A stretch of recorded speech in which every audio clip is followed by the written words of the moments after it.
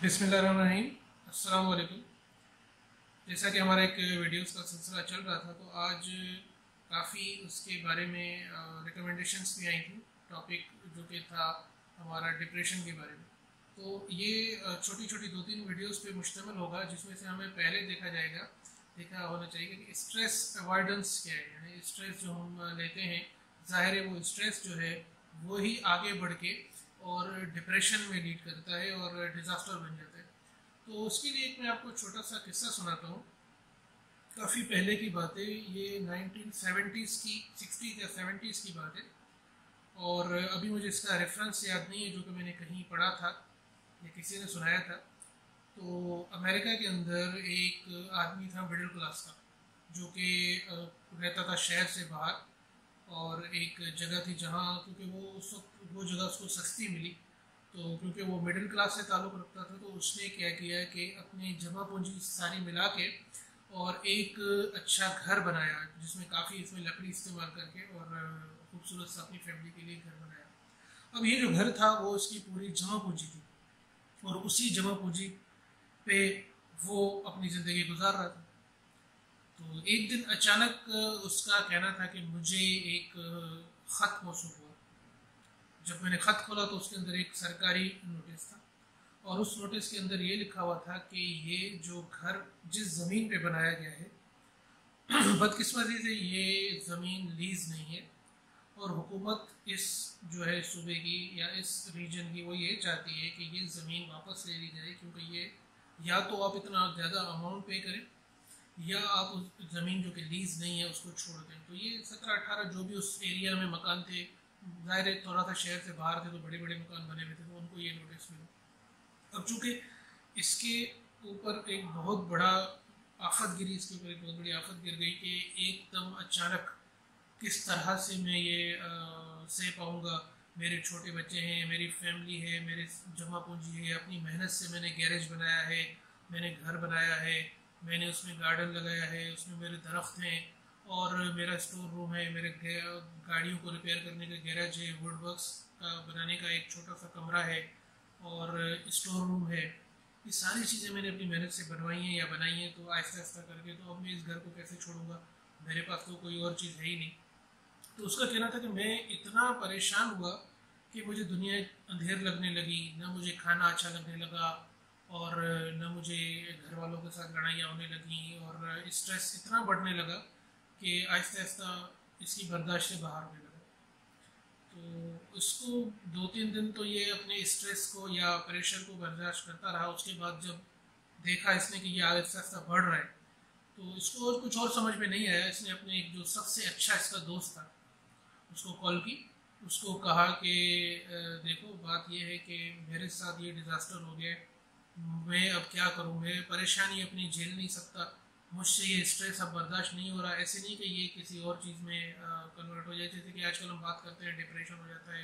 Long term depression भी एक होता है जो कि बहुत अरसे तक चलता है, और उसके बहुत ही खतरनाक नतीजे भी आ सकते हैं।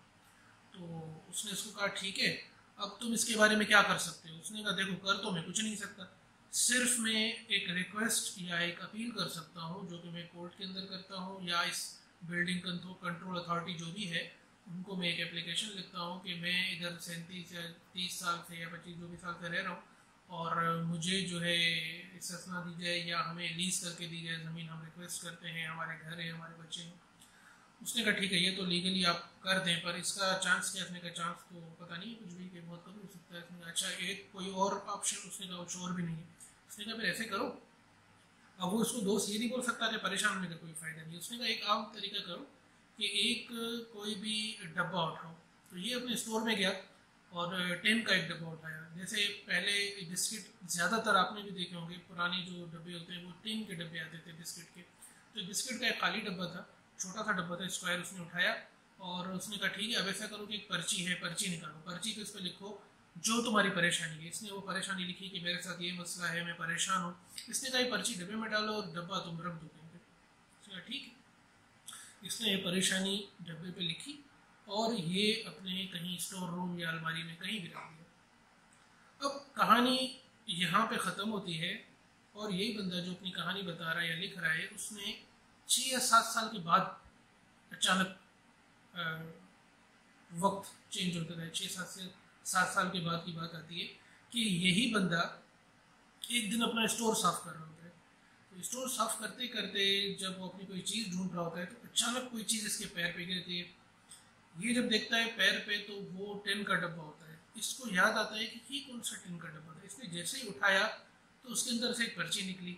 पर्ची के अंदर इसका वही मसला लिखा हुआ था जो 6 या 7 साल पहले इसने लिखा था।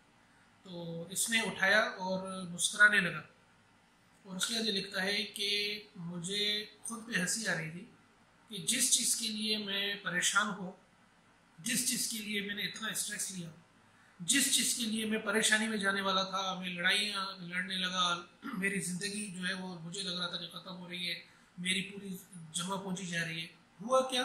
वो चीज़ हुई ना, क्योंकि वो जो इनको 1 महीने का नोटिस दिया हुआ था उससे पहले या तो इनकी अपीलों की वजह से या हुकूमत ने ये फैसला दिया कि ये ज़मीन क्योंकि सालों से 30-35 साल से ये लोग रह रहे हैं तो ये ज़मीन इन्हीं के हवाले कर दी जाए और इसको लीगली लीज कर दिया जाए। उसके बाद उसने आखिर में एक लाइन लिखी कि जब भी कोई परेशानी आपके सामने आने वाली होती है तो उसके लिए आप इतना ज़्यादा परेशान ना हो जब तक कि वो परेशानी आपके सर पे नहीं आ जाती।